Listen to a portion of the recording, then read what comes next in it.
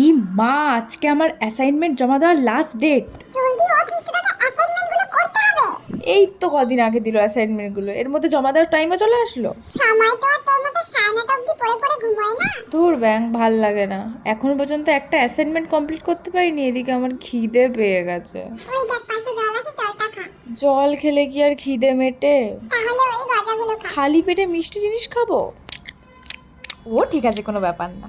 এই বইটা খুললেই কেন আমার ঘুম খিদে সব পেয়ে যায় ভগবান জানে। দূর ব্যাং, হাত ব্যথা হয়ে গেছে লিখতে লিখতে, কত লিখবো আর। চা করেছি, চা খাবি তুই? হ্যাঁ হ্যাঁ খাবো, দাও।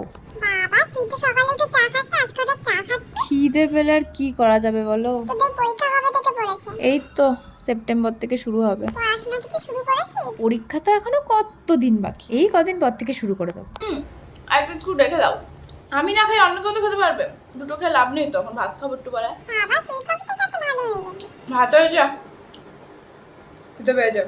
এই তো কতগুলো বিস্কুট খেলি, আবার খিদে পেয়ে গেছে তোর? আবার হাসছিস? ফাইনালি আমার প্রজেক্ট হয়ে গেছে কমপ্লিট। ভাবছি একটু ঘুমিয়েই নি, অনেক তাড়াতাড়ি ঘুম থেকে উঠে গেছি আজকে। ঘুমা খালি, তোর গায়ে যদি আমি জল না ঢেলেছি। ও মা, ঘুম পাচ্ছে। আজকের মতো টাটা, দেখা হচ্ছে পরের ভিডিওতে। ও মা, খেতে দাও।